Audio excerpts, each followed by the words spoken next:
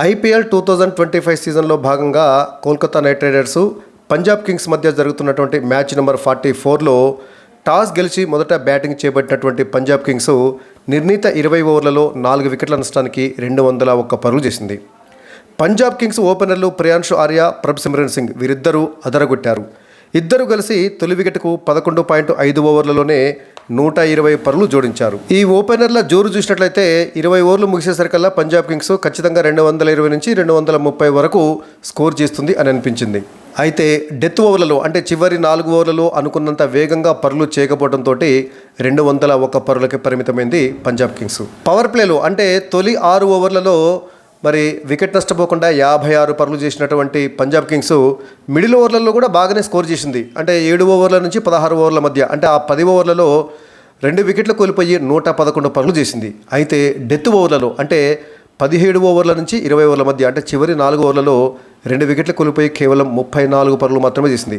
చివరి 4 ఓవర్లలో కనీసం 40 పరుగులు కూడా చేయలేదు. చివరి 4 ఓవర్లలో వాస్తవానికి ఓవర్కి సగటున 12-13 చొప్పున పరుగులు చేస్తారు. కానీ ఇక్కడ చివరి 4 ఓవర్లలో ఓవర్కి సగటున 8.5 చొప్పున పరుగులు చేయడంతో పంజాబ్ అనుకున్న స్కోర్ కంటే 20-30 పరుగులు తక్కువ చేసిందని అనిపించింది. ఓపెనర్ ప్రియాంశు ఆర్య 35 బంతుల్లోనే 8 ఫోర్లు 4 సిక్సర్లతోటి 69 పరుగులు చేస్తే ప్రభ్సిమ్రన్ సింగ్ 49 బంతుల్లోనే ఓ 1/2 డజన్ సిక్స్లు 1/2 డజన్ ఫోర్లతోటి 73 పరుగులు చేశారు. వీరిద్దరూ చేసినటువంటి పరుగులే పంజాబ్ కింగ్స్ భారీ స్కోర్కు పునాది వేసింది. అయితే చివరిలో వచ్చినటువంటి బ్యాటర్లు రాణించలేకపోవడంతో పంజాబ్ కింగ్స్ 201 పరుగులకే పరిమితమైంది. ఇన్నింగ్స్ తొలి బంతినే 4 కొట్టినటువంటి ఓపెనర్ ప్రియాంశు ఆర్య ఇన్నింగ్స్ను దూకుడుగా మొదలుపెట్టాడు. సకారియా వేసినటువంటి 4వ ఓవర్లో ప్రియాంశు ఆర్య 2 ఫోర్లు కొడితే ప్రభ్సిమ్రన్ సింగ్ ఓ 6 బాదాడు.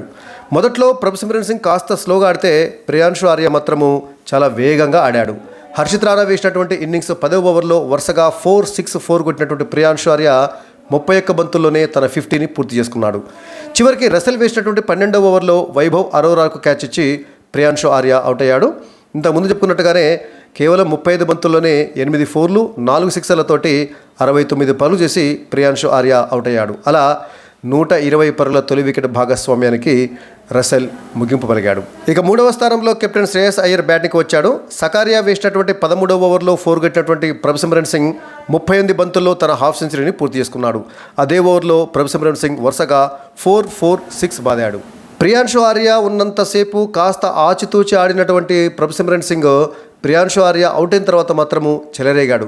వరుణ్ చక్రవర్తి వేసినటువంటి 14 ఓవర్లో ప్రభ్సిమ్రన్ 3 ఫోర్లు ఓ 6 కొట్టడంతో ఆ ఓవర్లో ఏకంగా 19 పరుగులు వచ్చాయి. అయితే వైభవ్ అరోరా వేసినటువంటి 15 ఓవర్లో పావెల్కు క్యాచ్ ఇచ్చి ప్రభ్సిమ్రన్ సింగ్ అవుట్ అయ్యాడు. 49 బంతులు ఎదుర్కొన్నటువంటి ప్రభ్సిమ్రన్ సింగ్ 6 ఫోర్లు 6 సిక్సర్లతోటి 83 పరుగులు చేసి అవుట్ అయ్యాడు. సో శ్రేయస్ అయ్యర్ అండ్ ప్రభ్సిమ్రన్ వీరిద్దరు కలిసి కేవలం 16 బంతుల్లోనే 40 పరుగులు జోడించారు 2వ వికెట్కు. ఇక 4వ స్థానంలో బ్యాటింగ్కి వచ్చినటువంటి మ్యాక్స్వెల్ మరోసారి ఐపీఎల్లో తన ఘోరమైనటువంటి వైఫల్యాలను కొనసాగిస్తూ 8 బంతుల్లో కేవలం 7 పరుగులు మాత్రమే చేసి వరుణ్ చక్రవర్తి బౌలింగ్లో క్లీన్ బౌల్డ్ అయ్యాడు.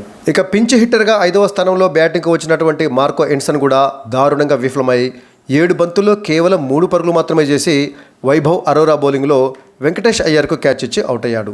సో కీలకమైనటువంటి డెత్ ఓవర్లలో అటు మ్యాక్స్వెల్ ఆ తర్వాత ఎన్సన్ వీరిద్దరు కూడా బాల్స్ను వృధా చేయడంతో పంజాబ్ కింగ్స్ అనుకున్న దానికంటే ఓ 20-30 పరుగులు తక్కువగా చేసింది. 19వ ఓవర్ వేసినటువంటి వైభవ్ అరోరా ఆ ఓవర్లో కేవలం 9 పరుగులు మాత్రమే ఇచ్చి 1 వికెట్ తీస్తే చివరి ఓవర్ అంటే 20వ ఓవర్ వేసినటువంటి రసెల్ ఆ ఓవర్లో కేవలం 8 పరుగులు మాత్రమే ఇచ్చాడు.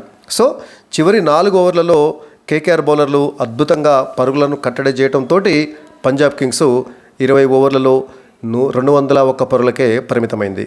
కెప్టెన్ శ్రేయస్ అయ్యర్ 16 బంతుల్లో 1 ఫోరు 1 సిక్సర్ తోటి 25 పరుగులు చేసి నాట్అవుట్గా నిలిస్తే జోష్ ఇంగ్లీషు మరి 6 బంతుల్లో 2 ఫోర్లతోటి 11 పరుగులు చేసి నాట్అవుట్గా నిలిచాడు. దీంతో నిర్ణీత 20 ఓవర్లు ముగిసేసరికల్లా పంజాబ్ కింగ్స్ 4 వికెట్ల నష్టానికి 201 పరుగు చేసింది. ఇక కేకేఆర్ బౌలర్ల విషయానికి వచ్చినట్లయితే వైభవ్ అరోరా 2 వికెట్లు తీస్తే వరుణ్ చక్రవర్తి ఆ తర్వాత రసెల్ వీరిద్దరూ చెరో వికెట్ తీశారు. వైభవ్ అరోరా పర్వాలేదు, ఇంప్రెసివ్గా బౌలింగ్ చేశాడు.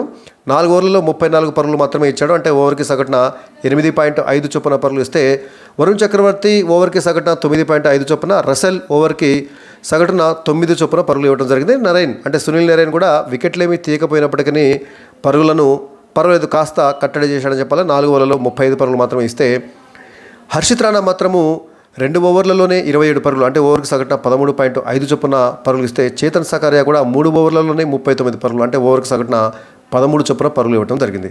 అంటే హర్షిత్ రాణా కానీ చేతన్ సకారియా కానీ బౌలింగ్లో దారుణంగా విఫలమై ధారాళంగా పరుగులు ఇచ్చారు. వైభవ్ అరోరా ఆ తర్వాత సునీల్ నరైన్ మాత్రము కాస్త పరుగులను కట్టడి చేయడం జరిగింది. ఇక ఈ మ్యాచ్లో కేకేఆర్ యొక్క టార్గెట్ 202 పరుగులు. సో గతంలో కేకేఆర్ ఐపీఎల్ చరిత్ర చూసినట్టయితే ఒకసారి 206 పరుగులను చేజ్ చేసింది, ఇంకొకసారి 205 పరుగులను కూడా చేజ్ చేసినటువంటి సంఘటనలు ఉన్నాయి. మరి ఈ మ్యాచ్లో కేకేఆర్ 202 పరుగుల విజయ లక్ష్యాన్ని ఛేదిస్తుందా లేదా అనేది చూడాలి.